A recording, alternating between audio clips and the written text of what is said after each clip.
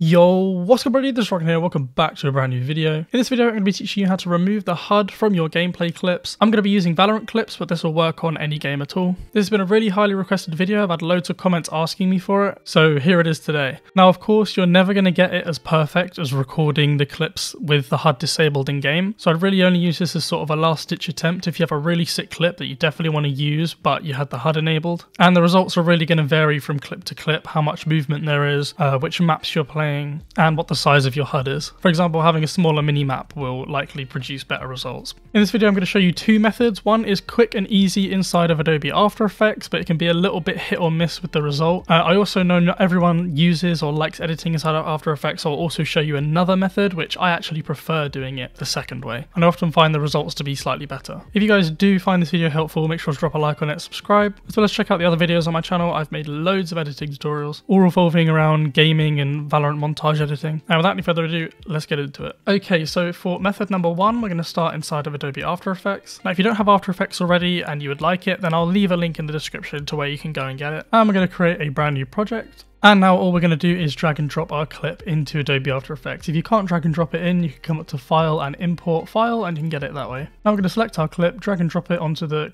Create Composition button, and you'll see we have our clip. Now for the sake of the tutorial and to save time, I'm only going to do this for a few seconds of gameplay. Obviously I'm assuming your clips will sort of be a little bit longer than that, but do your best to try and trim it down to just the sections that you want to remove the HUD from, because it's going to save you time and resources so you don't have to bother removing it from the entire clip if you don't need to. So in my case, I'm just going to do it for sort of till about, I don't know, here, what's this, just like 2 seconds. I'm going to trim the end of my clip off by holding Alt and right square bracket, and then press N to snap the end of the work area to the playhead, and then Control Shift X to trim the composition to the work area. And as you can see, I have about 1.5 seconds of video here. Now, my clip is actually inside of a deathmatch, so the HUD is ever so slightly different than in an actual game, but this will work either way. This is just a clip that I happen to have available to me right now. And let's get into it. So we're going to want to start by navigating up to the top of the window and clicking on the pen tool, and then with the viewport window selected, we can tap the tilde key, which is next to the number 1 and above tab on the keyboard, and using the scroll wheel we can zoom in and out of our clip. Now if you hold the space bar and then click and drag, you'll be able to pan around, and when you let go you should see that you still have the pen tool. If you don't, then just make sure you select it. Now we're going to want to start by masking out the parts of the HUD that we don't want. So when doing this, you want to try and preserve as much of the original frame as possible, whilst also not getting it too close that you can see here. For example, the HUD adds a sort of darker area. You're going to want to make sure that you mask that out, otherwise it's going to be obvious that the HUD used to be here. And you're also not going to want to get so close that the sort of compression artifacts around the HUD stay in the clip, because again that's going to be pretty obvious. So I'm just going to do it pretty rough for this tutorial, but if you're doing this for real, then spend a little bit more time and you'll get better results. You'll see I'm just going to mask around and try and preserve as much of that original clip as possible. Now you can see we've masked out this section. We're going to want to essentially rinse and repeat this at every single part of the HUD. So by tapping the tilde key, we're going to go back, and with the clip selected, for press M to bring up the current masks. I'm going to change this mask to none, and you'll be able to see that we can see the rest of our clip. Now with the pen tool selected, if we go full screen again, with the tilde key, we can select this bar here that we also want to remove. So I'm going to do that. You can see it's hidden the rest of the clip again. I have a feeling if we change one of the masks to subtract, there we go, and then put this one to subtract, yeah, we'll continue to see the rest of the clip. And this is actually what we're going to want to do in the end. We're pretty much where the checkerboarding is transparent, so we've cut out these sections from our clip, and I'm going to continue to do this for the rest of the HUD. As you can see, I've been masking out certain elements of the HUD, but things like this kill element here, as well as the kill feed, I'm actually going to keep. Again, you can choose to remove these if you want to, but I actually quite like having them in the clip. The kill feed's pretty handy unless you want to do a custom one, for example. If you'd like to see a tutorial on how to make a custom kill feed, then let me know and I'll be sure to make that as well. And it's also slightly tricky because it doesn't stay static and it moves. Masking it out could also be a bit difficult, but if you want to spend the time to do it, then of course you can do that as well. Now for the top HUD of my clip here, you can see it's slightly different to what the game would typically look like. So here I probably could go around each of these individually and mask them out for better results. For the sake of the tutorial I'm not going to, but for the HUD in sort of a comp game, for example, it would just be sort of one element, so you would mask it out as a single object. I'll put an example on screen of what that looks like if you don't really know what I mean. So yeah, like I said, I'm just going to disregard everything in there and continue masking around. Whereas yeah, if I was doing this for real, I would probably mask them all out individually. And there you go, you can see that I've masked that. And now I'll do these little health bar sections. Now, when I said I'll do them individually, you can go around each one by one, but because of the amount of space that's in between them, I'm not really sure it's worth saving. So I'll just do them all together in one, just like that. And do the same for the other side. And there we go, I think that looks alright. Again, if I was doing this for real, I'd probably mask out this section in here as well, just to save a little bit more of the sky and give the algorithm a little bit more to work with when it comes to trying to fill what should actually be there. But again, for now, I'm just going to leave it. And finally, we get over to arguably the most difficult part, and that is the minimap. Now, the reason this is so difficult is because of how big it is. The algorithm will often struggle when trying to recreate what should be behind this minimap. It's also difficult because, as you can see, this indicator as to like how far my footsteps can be heard comes outside of the minimap. So if I were to just mask around the edge of the minimap and I turn my camera, for example, you'll see that this will move. So if I sort of go through, do you see how it's moving here? If I were to mask that out on a single frame, I'd have to do this for every single frame, and that'll be a right pain, especially since I'm trying to do this quite quickly. So what I'm going to have to do is essentially mask out a bit further than I really need to. Because I'm only using such a short clip, I'm just going to check and see if there's anywhere that it absolutely won't appear, and it looks like basically from here to there is where I need to be a bit careful, and everywhere else I can get pretty close. So let's start masking from here. And as you can see, that is the minimap masked out. Now, I'm going to leave it there. Again, if you have teammates talking in chat over here, you may need to remove that, but I'm satisfied with this. And now, much like our first two masks, we need to set all the others to subtract. So I'm going to select the first mask, hold down Shift, select the last mask, and change the blending mode to subtract. And you can see that it's now removed those sections of the HUD for us. Now, this is where the sort of quick and dirty part comes from. Inside After Effects, there's a tool called the Content Aware Fill tool, similar to that of Photoshop, although I do find that the Photoshop one tends to do a slightly better job. Although the Photoshop one does exhibit more flickering, because in After Effects the algorithm can see the frames before and after, whereas in Photoshop it treats it as a single image. So when we get on to trying method 2, it may also be handy to have a version of method 1, and then you can sort of fade between the two depending on which has got better results. Okay, so now to fill the sections that we've masked out with our clip selected, if we come up to Window and find where it says Content Aware Fill and select that, you'll see this window will open down here. If you're in the default tab, Content Aware Fill is just there, and you'll see we have a few options. So the alpha expansion basically is if you get the mask too close. So for example, when you generate the fill layer, if there are some edges that are still visible, you can just increase the alpha expansion, and you'll see in this little thumbnail here that it shows that it's getting larger.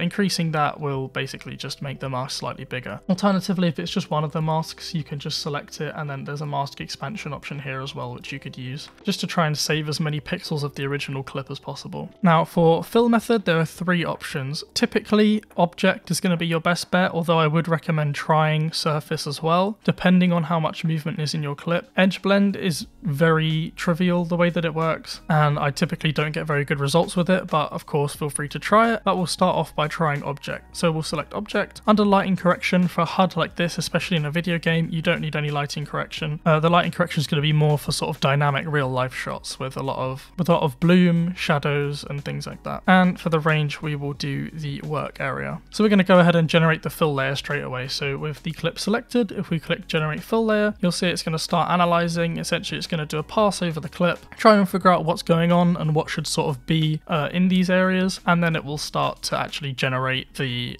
images to overlay on top and fill the gaps that we created with the masks.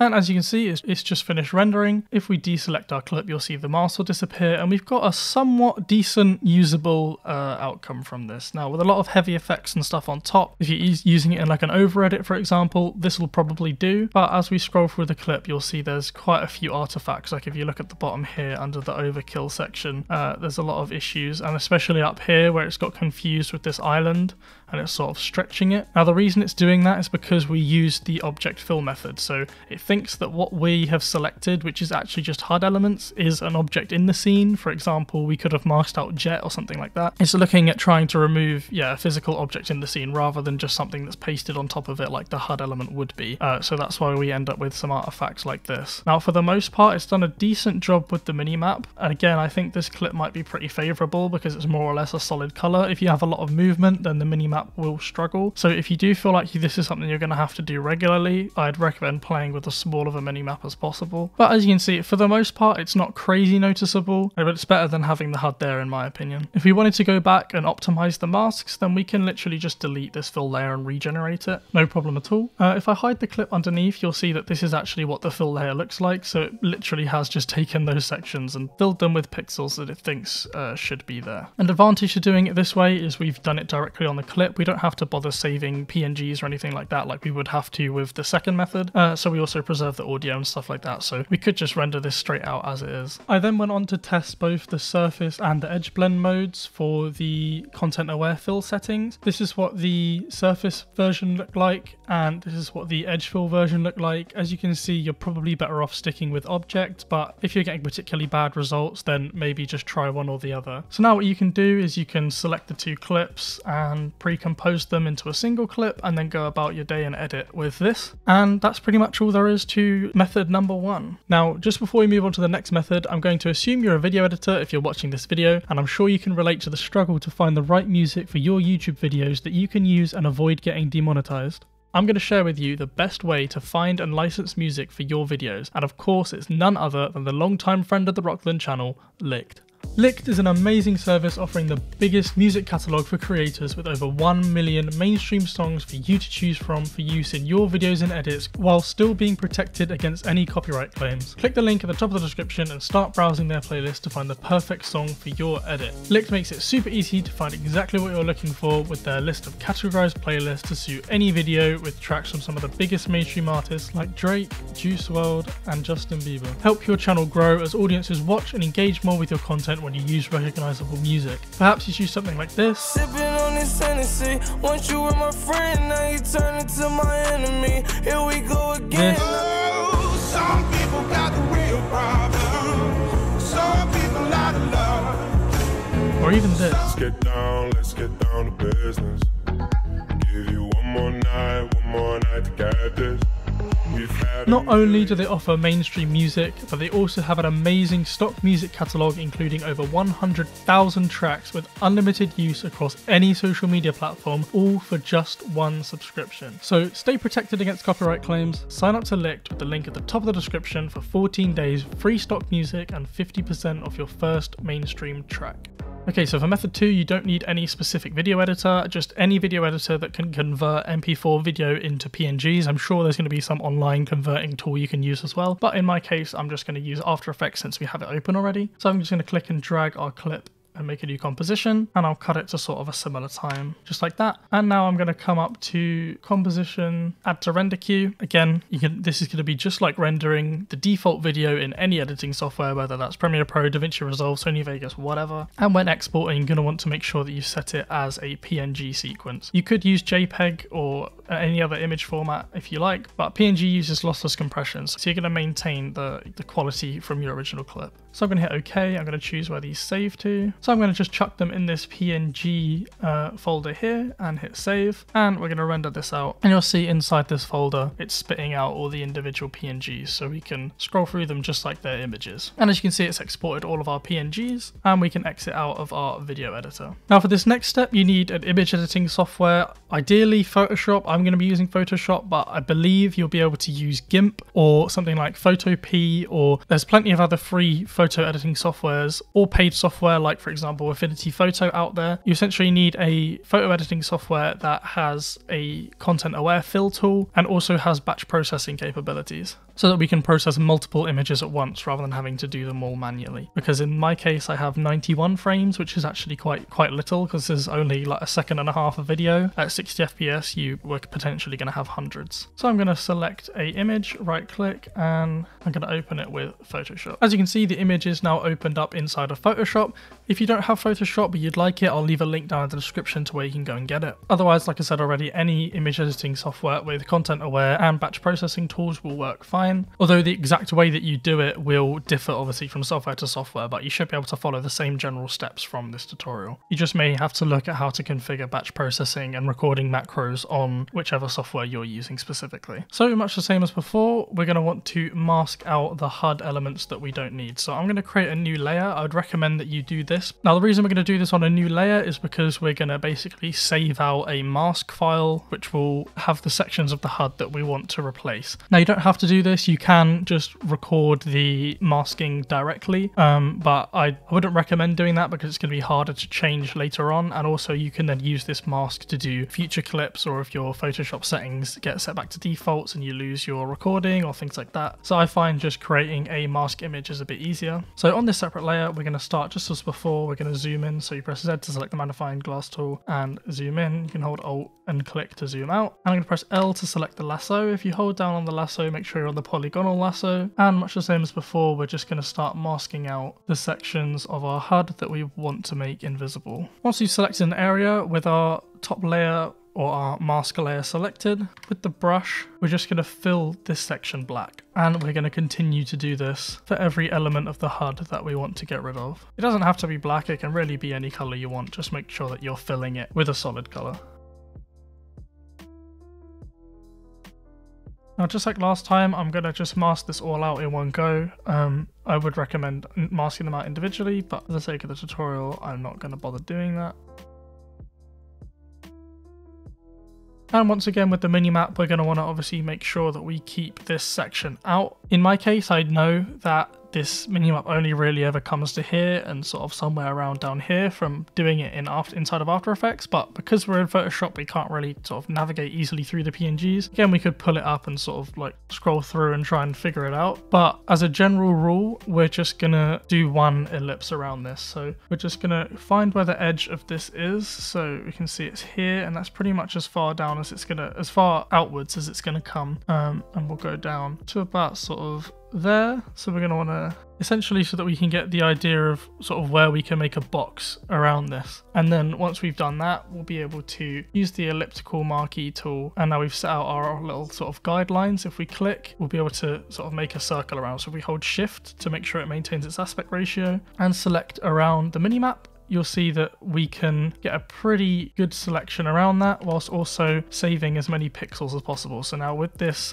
indicator here can move all the way around the map, and it's still going to be contained by this circle, and we'll just fill that in like that, and we'll use the rectangular marquee tool to get rid of this section as well. And there we go, that is pretty much it. So we hide the layer below, we've now got our mask, and it's covering all the parts of the HUD that we want to get rid of. So I'm going to hide this layer below and file, save a copy, and we're gonna call this HUD mask and save it, so that now we have a standalone image here of our HUD, and we can then use this universally for any Valorant clips that we want to. And now comes setting up the macro so that we can batch process these images. So let's delete our mask from here, and if we come up here to the top right, we can hit this play button. Alternatively, window actions will also bring this up. So I'm going to create a new action by clicking this new button here, and we're going to call it HUD removal like that. Don't need to mess around with any of these settings, and we're going to click record. Now you'll see it's automatically start recording because this little red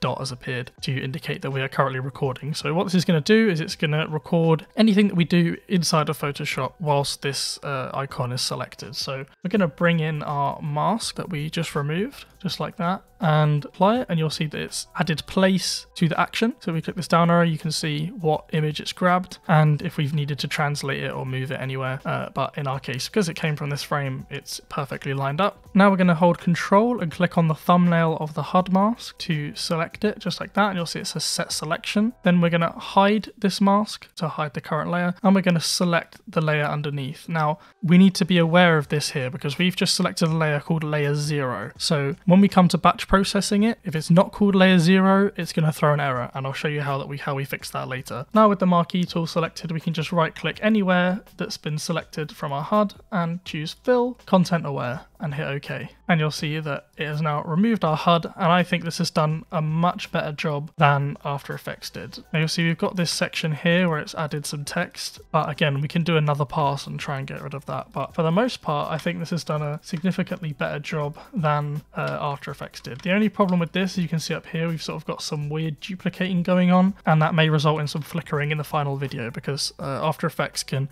see the frames before and after, whereas here Photoshop is just treating this as a single image. So now that we've filled that, we're going to want to tell it how we want to save this image. So we'll come up to File, Save a Copy. We're going to choose PNG. Doesn't matter where you save it because we're going to pick later. So we'll just call this like test. And as long as we save it with the file type that we want, it's going to say, so we'll just save it as a large file size, whatever. And now we can stop recording. So essentially it's now when we call this HUD removal action, it's going to place the mask. It's going to select the mask. It's then going to hide the mask, select the base layer, content aware, fill it, deselect it and save it. So let's close out of this, come up to File, Automate, Batch. So under our action, we're going to want to select HUD removal, which is the one that we just created. Our source is going to be a folder because we're using a series of PNGs. We're now going to find where our PNGs are. So they are in here, select folder, and make sure you tick suppress file open option dialogues and suppress color profile warnings. Otherwise, I believe you'll have to manually select OK every single time an image is opened if it encounters either of these problems. Errors, stop for errors, and destination. This is where we're going to want to save it. So we'll choose inside of our PNGs folder, we'll make a folder called HUDless,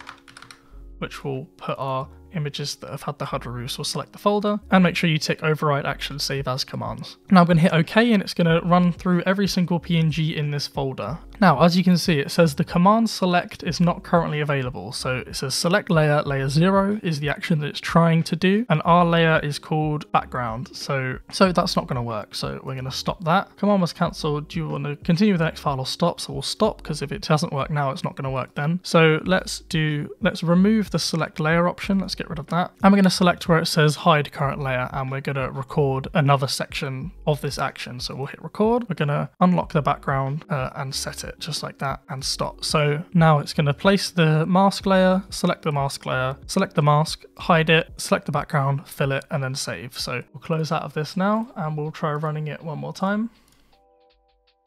And you'll see it's now going to just run through and you won't be able to see any of the changes that it's making. But if I open up the HUDless PNG folder, as you can see here, every time it saves, it's adding a new PNG to this file and the HUD is removed. So it's just essentially going to run through and do exactly what we did when we were inside of Photoshop and batch process all the images basically. So I'll be back when this has finished. Okay, so as you can see, it has finished and we've got all of our PNGs here. So if we quickly flick through them, you can see that the HUD has been removed on every single image, just like that. And now all we have to do is stick them back together into a video. So for this, I'm going to use Adobe Premiere Pro. You know, I used After Effects earlier just to show you that it doesn't matter what editing software you use. I'm going to use Premiere Pro this time. I'm going to create a new project.